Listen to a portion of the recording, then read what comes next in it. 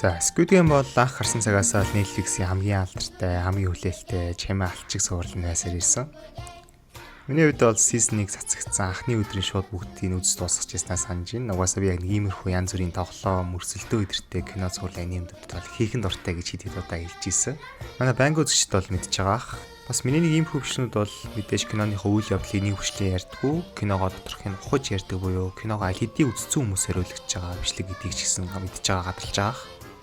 Бас нэрээ намайг яг үндэ 2 сар мөрөөгүй зүгээр нөгөө channel дээрээ л нэлээ үзэгтэй нэг прожектээр ажиллаад ирснийг шигсэн мэдж л байхаа манай банк үзэгчд маань. Тийм. Тэгээд бичлэгийнхаа төгсгөлд энэ талаар илүү тухтай дэлгэрэнгүй ярих хэдүүлээ. Одоо шууд бичлэг рүүгээ. Squid Game Season 2 Season 3-д бол Season 1-ээс ялгаатай нь илүү олон дүртэй төвлөрөх гэж үзсэн юм шиг санагддаг. Тэр нь яг хөө сайн талаараа гэвэл илүү олон дүрүүдийн харилцан үйлчлэл, илүү олон үйл явдлууд харуулах боломжийг олгосон ч гэсэн нөгөө талаараа ихэнх нь хоёрын оронд тийм дутуу дүрүүд болсон юм шиг санагддаг. Бүгдээрээ айгүй тийм дутуу биелд автай, дутуу явж явахтаа өгсөн болохоор нэг л тийм сэтгэл ханаагүй мэдрэмж авч таадаа л гэж бодсон. Season 1 дээр бол 240 өвхөл, манай Пакистан залуугийн өвхөл идэр бол айгүй ороод исэн шүү дээ өгнө. Гэсэн Season 2 3 дээр их 388, 125 эдрийн өвхөл бол ерөөсөө нэг сэтгэл хүрээгүй. 388 дээр бол жишээ нь яг одоо өвхөндөө гээл гол дүр 388 хоёрын хооронд нэг жоохон химистри хайлт үүсгээл хайлт сэтгэл хөдлөгчөө болоод эхлэлтийн даваан дээр дараагийн үйл явдал руу шилжиж байгаа байхгүй юу. Ерөөсөө тийм сэтгэл хөдлөх цаг хугацаа орон зай олохгүй айгүй яарв те. Аргагүй л дагаас анханасаа амар олон дүр танилцуулсан. Тэгээ тэрийг бүгдийг хаана юу хийж авааг нь бол нэг үрчлээ харуулж байгаа шаардлагатай болчихж байгаа шүү дээ. Тэгээ тэрэндээ ширэгдээд айгүй яараа явчихж байгаа болохоор ер нь ихэнх дөрүүдийн хөл ерөөсөө аль нь ч нэг сэтгэл төрж амжилтгүй бөөндүүлсэн юм шиг те. Яг 222 122-ийн хувьд бол сурал маань ерөөсөө угаасаа энэ хоёр дүр дээр нэлээд фокуслаа нэлээд чухал өөрөөр оноогоод явцсан болохоор бүхэл нь арай өөр мэдрэмж төрүүлсэн л те. Гэхдээ энэ хоёр дүрд бол бүр тэрнээс ч илүү гаргаж чадах потенциал байсан юм биш үү гэж бас бодсон. Ер нь явж тэгээд хамгийн өөлөлт төгсөн ганц хэсэг нь л нөгөө ээж нь хүүгээ авдаг хэсэг л байсан дөө миний бодлоо. Тэр сценийн нөхцлүүд нь аюу гоё таарсан. Тэр ээжд бол бүр аюу хүн сонголт тулгарч байгаа штэ. Өөрийгөө золиосч ихлээр мэдээж хүн ээжигээ алж чадахгүй болохоор шууд нөгөө нэг дүнгийн төрсөн өөлөө гэмтээсэн байгаа жоо охиныг алхаас өөр аргагүй болно. Ядж байгаа тэгэнгүүт тэр охин бүрчин сэтгэлээс өөрт нь итгэцэн өөрийнх нь охин шиг болсон байгаа штэ. 120 ч гэсэн марг өөрийнх нь хүүхд шиг болсон явж байхдаа тэр хоёрыг хамгаасаараа гад нүдэн дээр нүхчихэж байгаа те. Өөрөөр хэлбэл яг энэ нөхцөл байдал бүрэлдэхийн өмнө маш олон зүйл тохиолдсон. Build up нь бүр айгүй боломжийн явагдсан байсан болохоор энэ хэсэг бол надад хамгийн их хүрсэн, хамгийн их таалагдсан. Гэтэ гүйцэтгэл талаасаа бас энэ хэсэг дээр хичийн жүжиглэлт нь нэг жоохон хангалтгүй байсан байж магадгүй. Яг манай хичийн дүр угаасаа л нэг тиймэрхүү ойрч хашгирсан имэйл байсан л та. Гэтэ ууг нь миний бодлоор бол яг энэ сэтгэлийн утас хатгаад авцсан байгаа. Энэ чухал үе дээр бол үнэхээр тийм савнгийн дүрийн жүжиглэлтэй авах шаардлага байсан үгүй юу? Магадгүй илүү чимээгүй, илүү serious тийм гүн рүү орсон жүжиглэлтэн зохих байсан болов уу гэж бодсон. За тэгээд дамид үлснийхаа маргааш нь нэгч бол амиа оролцдоо штэ. Магадгүй хоёр шалтгаантай байх. Нэгт бол ихч хүүхдээ алхтаа ерөөсөө юу ч бодож амжилтгүйгээр шууд паниктаад инстинкт дээр үлдсэн болохоор дараа нь л өдөржингөө тэр болсон процессыг өөрийнхөө хүүгээ алж байгаа тэр үйлдэл толгойдоо дахин тоглуулаад одоо эргцүүлээ явж байгаа штэ хөрхий. Үнэхээр би зөв зүйл хийсэн үү? Би орхоод ч хоргүй хүүгээ өөрийн гараар алчлаа штэ гээл те. Тэгээ яг тэгж явах хэцүү үед нь 222 нүдэнд нь харагдах доолндгүй бүр явж барыг нь танихгүй шахуу охиныг төлөө штэ гээл. Иймэрхүү хэцүү бодлоод хүртэл хайлтал толгойд нь орж ирээлсэн байх хөөрхий хүн лимчээ. Тэнгүүд мэдээж 222-д ч буруу анч гэж юу яах вэ? Ер нь хүүгээ өөрөөс нь ч илүү сайн мэддэм байж улаан цэхрээ солилцохын зөвшөөрсөн миний буруу юм байна. Ер нь эсвэл анханасаа хүүгээ эр хүн шиг эр хүн болгож өсгөж чадаагүй миний л буруу ээжээ гээл. Ингээд нэгт хүүгээ алдсан. Хоёрт хөөрхий тэрэнд нь ямар ч буруугүй 222-ыг харахаар л толгойд нь янз бүрийн бодол төрөөд байгаа болохоор өөрийгөө үзий ядсан даймаа орсон байх гэж бодож байгаа. Тэгээ яг тэр дотроос нь өөрийг нь амьдаар нь идэж байгаа муухай дарчлалыг 456-таа ярилцж байхдаа л нэг илэрхийлэх гэж оролцсон юм шиг санагдсан хөөрхий. Сайн хүмүүс бол юм бүхэнд өөрийгөө буруудахж тэр их гин бурууг нуруунд дээр үүрч явж идэг учраас хизээч амар амгалан төрж чадахгүй. Харин муу хүмүүсийн хувьд огтдгийн зүйлийг мэдрэхгүйгээр үүрт тайван амьдарч болоод байдаг нь энэ амьдрал хитрхи шудрах ус гэдгийн баталгаа юм аа гэл. Тийм алтчгүй ээжхүү тэгээ 456 гурав бол бидний хүлээн зөвшөөрдөг уламжлалт яс суртахууны хүрээгээр нь авч үзэх юм бол үнэхээр сайн хүмүүс хийж дүгнэх хэрэгтэй хүмүүс. Хичи ярьсантай санал нийлж байна. Энэ сцен бол ер нь цувралынхаа гол санааг нөгөө талаар нь илэрхийлэх гэж үзсэн хамгийн чухал хэсгүүдийн нэг байсан баг. Бид морь бишээ, бид бол хүн те. Морь бол жишээ нь өгцөн нөхцлүүдэд тааруулж нөхцөлд захируулж үйлдэж байгаа штэ. Намайг дахихгүй бол ташуурдна. Тэгэхээр би дахихаас өөр сонголтгүй те. Тэгэхээр морины төрүүлэх гэдэг тэр үр дүн ч гэсэн мориноос өөрөөс нь ч нэг шалтгаалгүйгээр оронд нь зүгээр тэр морины цаанаасаа заягдсан төрлөх гэн өдий хүртэлх одоо ямар уяачийн доор ямар тэжээлэдэж ямар хүн унаж хизээ дашуудулж байгаа гээл тэр олон янзын гадаад нөхцлүүдээс бүрэн хамаарч буюу морины төрүүлэх үг нь морины өөрийнх нь сонголт шийдвэрээс хамаарах болчихж байгааз. Тэгэхээр морин дээр бооцоо тавьж байгаа хүмүүсийн хувьд ч гэсэн айгүй амар те. Морь хизээч гин тухай ороод ташуурдулсан ч гэсэн хамаагүй гээл зөрүүдлэнгүүтээ тавихаа зогсчихно гэж байхгүй штэ. Ташуур гэсэн нөхцөл байгаа цагт морь тавих хэл болно. Тэгэхээр морь гэдэг амьтан бол 100% нөхцлөөс хараад ямар ч чөлөө төсөлгүй амьтан болчихж байгаа байхгүй юу. Харин хүн бол тийм бишээ гэдгийг л 456 маань цувралынхаа турш батлахыг хүссээр эцэст нь боломж нь ч олдоод манай хүн тэр боломжийг шүүрхээс огт айлгүйгээр өөрийн тэр цэвэр фри вил, цэвэр чөлөө төслээрээ бүх гадаад нөхцөлд эсрэг зогсоо те. Одоо хүүхд сул дороо штэ, хүүхдийг шидэхтэл ялчин штэ. Хүүхдийг л ялчвал дахиад 45 тэрбум минийх, энэ 45 тэрбум гэсэн их мөнгө байхад бол би дараа нь илүү гой төлөлгөө зохиогоод илүү нухацтайгаар энэ хэдтэйгээ дэмжиж болно штэ гэдэрсэн. Түн бум олон янзын нөхцлүүдээс үл хамааран цэвэр өөрийн чөлөө төслээрээ ёс суртахуунтай үйлдэл гаргаж өөрийгөө солиосон байгаамаа манай 456 бол. 456 бол хүн мөн. Харин морь буюу нэг өсөндөө нөгөө эмээг хийлдэхэр муу хүмүүс бол яс суртахуунгүй хүнлэг бус үйлснийхээ дараа бүх бурууга бусад руу буюу нөхцөл рүү чигчдэг. Шинэ 333 бол бодож байгаа штэ. Надаас өөр хинч байсан ийм их мөнгөний төлөө хүүхдийг золиослж таарна. Угаасаа энэ хүүхэд энэ их мөнгөөр юу ч хийх юм. Би бол үнэхээр өдий хүртэл олон муу хүмүүсийн золиос болсон хохирогч өө. Энэ тоглоомын дээр ч гэсэн энэ хүртэл ирэх гэж би асар олон партаа замыг туулж асар олон удаа амиа дээсэн дөрөөн дээр тавьсаар орж ирсэн. Би л энэ мөнгөийг хүртэх хэрэгтэй хүн муу юм аа гэл энэ хүүхдийг шидэж болох бүхий шалтгаан буюу бүхий л нөхцлүүдэд 333 мэтийн муу хүмүүс буюу моринууд бол бүрэн автчихдаг.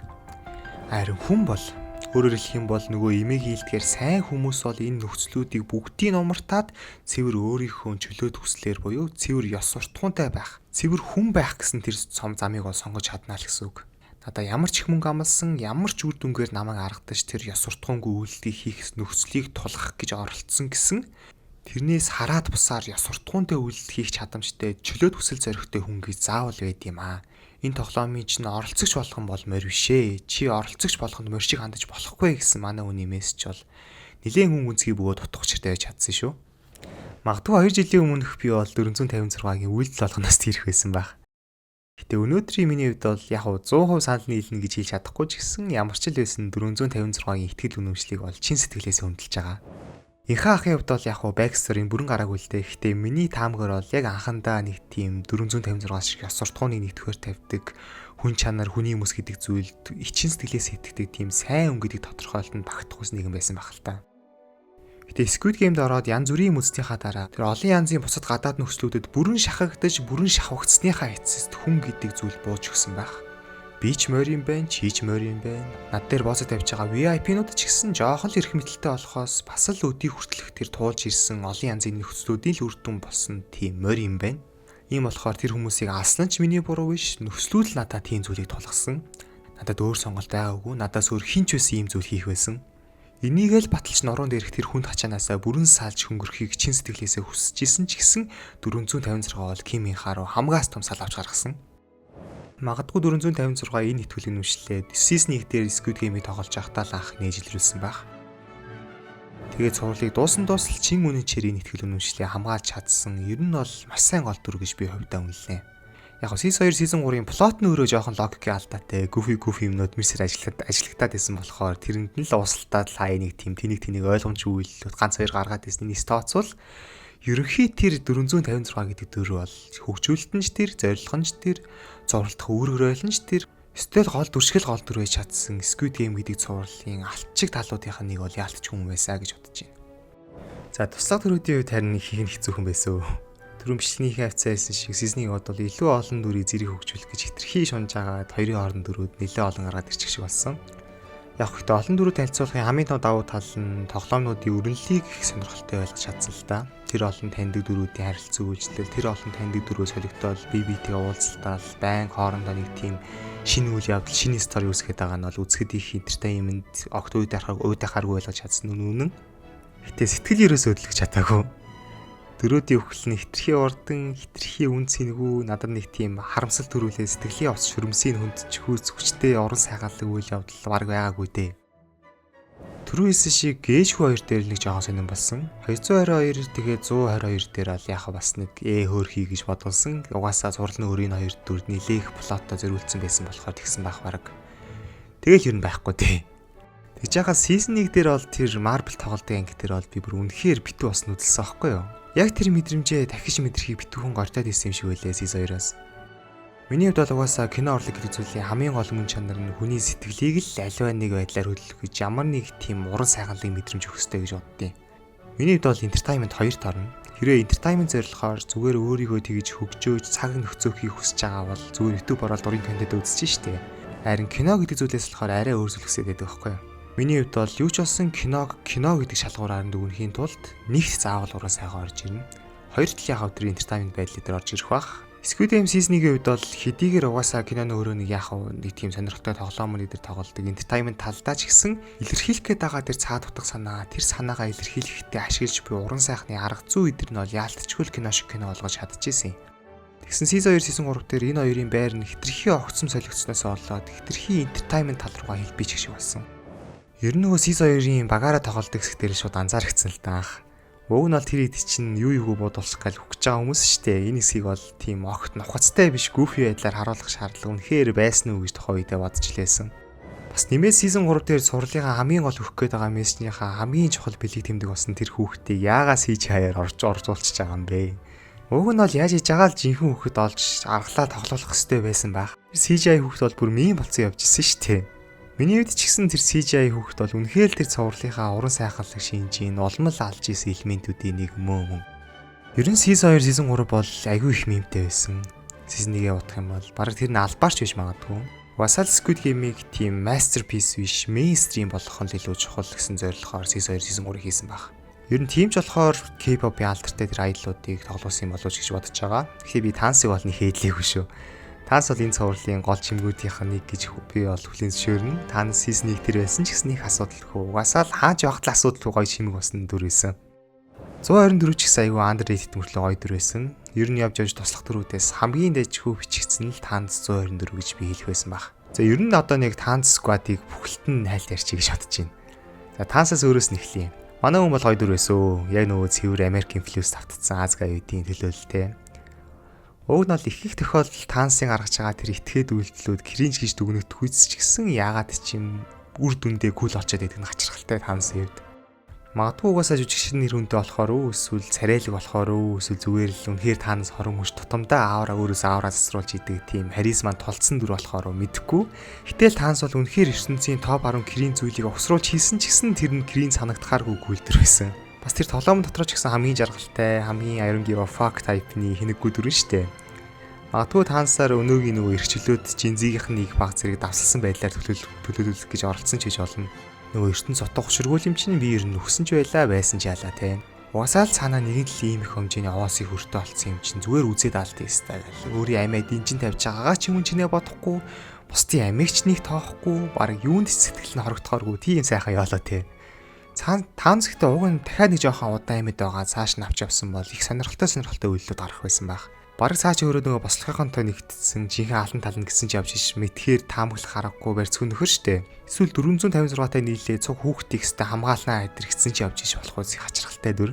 Үнэхээр л энэ дүрийг амьд ойлгож исэн бол янз бүрийн олон гоё плот эвлүүлж болохоор тийм чухал шитгэ байсан л та. Гэтэ season 2 дээр хүлсэн ч гэсэн бас ч тийм муу шийдвэр гэж би бол хэлэхгүй. Яг тэгвэл Танцын өхлөн цаашдаа хэрэг болох өөр нэг чухал хоёр дүр хөгжүүлэлтийн замын засаж өгч байгаа штэ. Нийт 333. Миний харснаар энэ үйл явдал нь 333-ийн үнэн хувиралтай орох түлхүүр нь болсон юм болов уу гэж харсан. 333 угаасаа хүн нэг тиймэрхүү хитрхи хувиа хичээсэн. Тэгээд бусад хүмүүсийг ч гэсэн өөрсгөө боддог болохоор огт итгэдэггүй. Боломж өгөө шаардлага гараад ирвэл хэнийг ч замаасаа зайлахад эргэлзэхгүй нэлээд тийм эвгүй аян шиг байгаа үг нөөрөө. Гэтэ мэдээж манай хүн урд өмнө хүн алж үзэж байгаагүй болохоор эхний дайнгууд болохоор тэр жинхэнэ үнэ нэг тодорч гарч ирэхгүй тодорхой хэмжээний ёс суртахуун дарагтаад явж хагаад санасргүй байдлаар Танцыг алсныхаа дараа одоо л тэр хамаг гинжнээсээ мултраад сэтгэлэн сэргээд одоо л бүр юу ихэд биелэн тэр жинхэнэ үнэ нь одоо л яг шиг нь товоогоод гараад ирлээ гэж би харсан. Хоёр дахь төр нь 124. 124-ийг бол би тэгж байгаа л нэг хүч ихний таанцын цугны үс гэдгээрээ дорсогдож явах тавилантай байдаг л нэг туслах дүр гэж бодож итэл season 3 дээр бараг таансыг ч орлох үйс тийм дараагийн шигтгэхээ дүр нь бол чадсан. Шүжигч нь ч айгүй дас хожрын тааруулаад аятайхан тоглолцсон. Дүрэн ч өөр айгүй боломжийн дэжгүй бичигдсэн юм шүү гэдгийг season 3 дээр анзаарсан. 124 бол ерөөхдөө нэг тийм паразитлик дүр юм шиг байгаа. Өөрөө дангаараа амьдарч ирэн чадахгүй хин нэгэн өөрөөсөө хүчтэй хоос төр очиж наалдчиж л тийм тухтай аюулгүй мэдрэмж авдаг те. Season 2 дээр бол Танси л өөр нь алдаа яваад байгаа штэ. Ягаад гэвэл Танс бол алдартай рэпер, өөртөө ихтэй, тулсан үед амархан шийдвэр гаргаж чаддаг тийм найдагч болох үзсэн. Тийм болохоор л хэдийгээр Танас өөрийн дандаа үл хүндэтдэг, дандаа үл тоодог ч гэсэн Тансаа үнэнчээр л агаад яваад байгаа. Харин Тансыг хүчингүүд дараагийнхаа хост руу буюу 333 руу наалтчих шиг харагдсан. 333 ч гэсэн ер нь Тансаас тусгааргүй алдартай том ютубер, коинчин, нийгэмдэр бол нэг тодорхой хэмжээний хөөрхөн байр суурьтайс нөхөр байгаа даа штэ. Тэгээд нэмээд Тансыг алдчих гэхээр шаардлагатай үе шидэрч гарахаас айхгүй, буцахгүй аюултай гар гэдгийг ойлгонгуудаа манай паразит маа сайхан 333 руу шигдээд оршиж байгаа нь тэр баг. Гэтэ манай хүн цаанаасаа хостгүйгээр амьдарч чадахгүй хин нэгний суганы үсэл байж явах тайлантай гэдгээ өөрөө ч мэддэггүй эсвэл хүлээн зөвшөөрдөг байсан юм шиг байгаа. Тэгээ тэрийг анзаарсан анхны хүн 380-аас болохоор л сансан байх л та. Бүр занжиж аасан штэ тэ. Нэр энэ хүлээс шалтгаалаад season 3 дээр Минсүүд нэг амар гой дүр хөгжүүлж явагдах гээд байна гэж уул нь их олон хүмүүс найдчихжээ. Даанч Минсүү тэгээл хинт ч хэрэггүй, зохиолдоо ямар ч үр өрөөлгүй, орон тооны дүр байсаар агаал дууссан үнээр харамсалтай байсан. Гэхдээ ядаж чухал үүрэг гүгдгүү маа гэхэд тэр сүүлийн тоглоом болохын өмнөх шөнө өдөр бол гол дүртэй ганц хоёрын мэруулсч олноо доо. Уг нь бол тэр дундаа цөөх болчиход байгаа штэ манай хоёр чинь те. Бүгдээрээ манай хоёрын эсрэг нэгтцсэн маргааш болоогүй юу юугүй шууд алчих гээд байгаа тийм ямар ч найдваргүй болсон шахаа хоёр загал байгаа штэ. Энэ хоёр дүрийн хооронд ямар ч тийм диалог, ямар ч харилцаа өрнөлгүйгээр гүлийн суусаар агаал маргааш нь Минсүү плот твист идэргүй шов шолуу ном журмаараа хүчиж байгаа нь үнэхээр урамгүй байсан. Ийм л хэрэгцээгүй дүр байсан бол өдийг хүртэл ямар ч зорилгоор амьдруулсан, ямар ч зорилгоор 380 хөөсөн те. Гэтэ яг энээс хэрэгцээгүй нэр хөгийн дүр байсан. Манай мөрдөгч доороо. Season 1 дээр шалны алчаар байсан, Season 2, Season 3 дээр шал арцаар агаал дуусчихж байгаа юм. Гэхдээ би бүр гайхаад байгаа байхгүй юу? Уг нь бол бүр Season 1 дээр үзэгчдийн зүгээс Squid Game-ийг шүүмжилжсэн хамгийн түгээмэл үнсгүүд нь тэр мөрдөгчийн хэсгүүдээс аахгүй юу? Үзэгчид уг нь бол мөрдөгчийн өрнүүлж байгаа тэр туслах плот бол хитрхи өөртгартай байсан. Дараагийн сизнүүдээр анхаараа садагаа шүүмжлээд ахад хүртэл бүр тэхээс тэг гэж байгаа юм шиг доорыг аялыг уламл урсгаж хаяад уламл плотоо хэрэгцээгүй зүгээр нэг тийм анимаар бол филлер анги шиг болгоо хийчих байгаа байхгүй юу? Би бол доорыг аялыг баг гар хүртэн шууд гүйлгэчихсэн. Ер нь их хүмүүс ч гэсэн нэгсэн юм шиг байлээ. Угаасаа хайрын цаг штэ. Ер нь баг зүгээр доорогийн аялыг бүхэлд нь хасж агаад оронд нь тоглоомын дах дөрүүдийнхаа байк сториг ч юм уу эсвэл нөгөө нуугдч тоглодог тоглоомоо уртсгаад илүү тухтай, илүү дэлгэрэнгүйгээр харуулж болоогүй байхтаа ч гэж бас харамссан. Харин нөгөө хойд солонгос охины плот бол явж айгүй боломж байсан шүү. Ер нь бол цоврал дээр 3 плот зэрэг өрөөд байгаа штэ. Мейн плот буюу нөгөө тоглоом, туслах 2 плот нь болохоор доорогийн аялал хойд солонгос охин 2 те. Хойд солонгос охины плот бол надад айгүй их таалагдсан. Үйл явдлууд нь ч их сонирхолтой байсан. Дүрэнж дайжгүй хичгдсэн юм шиг санагдсан. Яг ганц өөлөх юм тэр туслах плотных нь нөгөө гол дүр гэж хэлж болох вэ? 246 маань бол жоохон тийм амьгүй дүр байгаа гэсэн бас.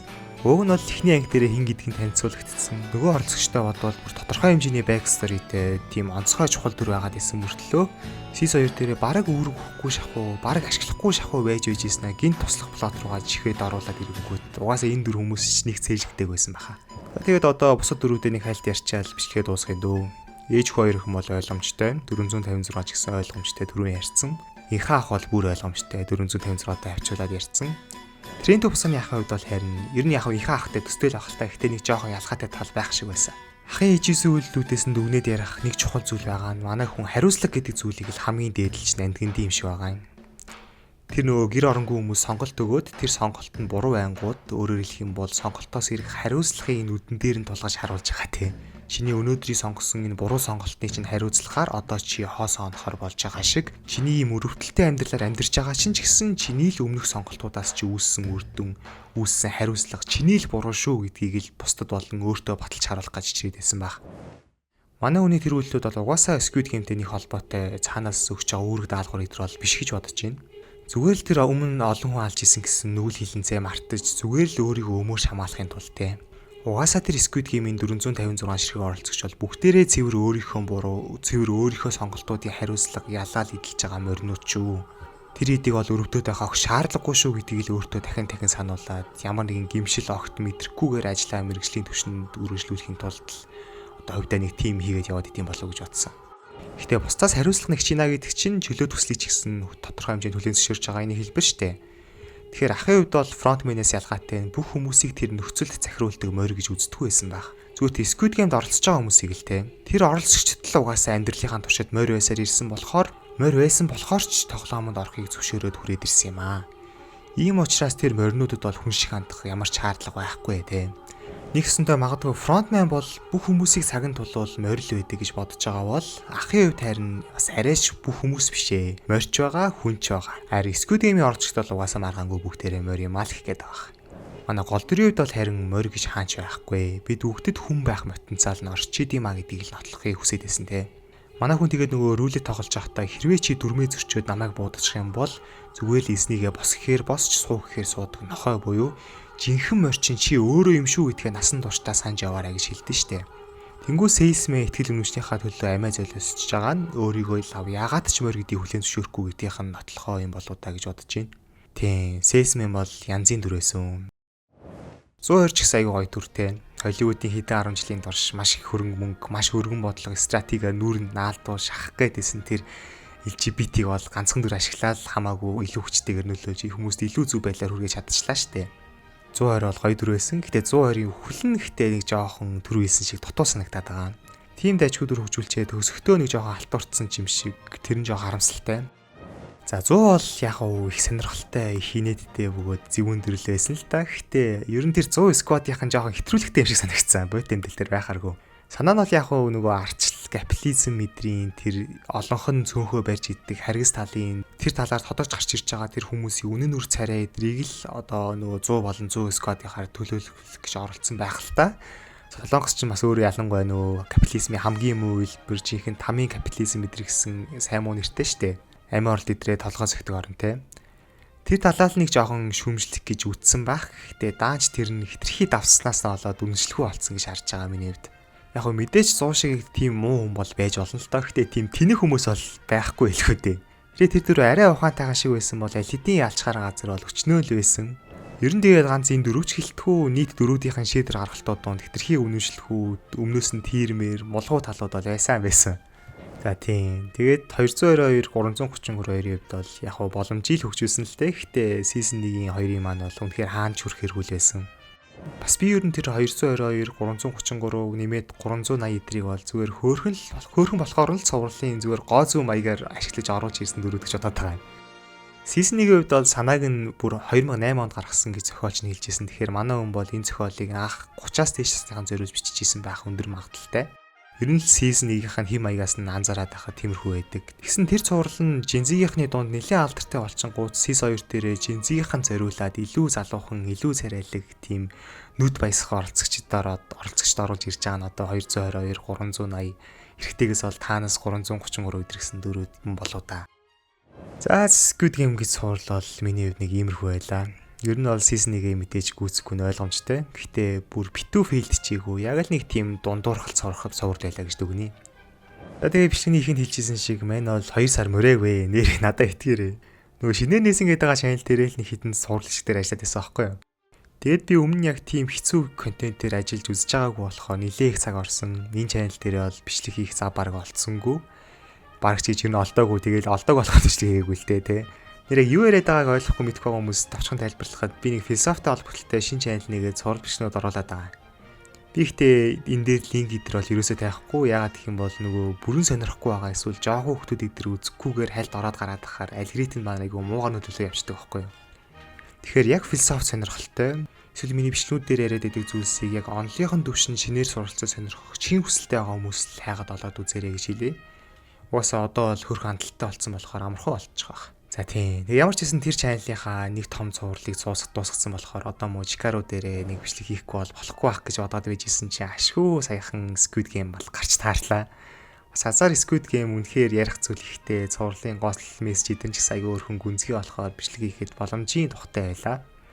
Тэгээд copyright-ийг авчаасаа дөө гэж залбирая дөө. Баяртай guys.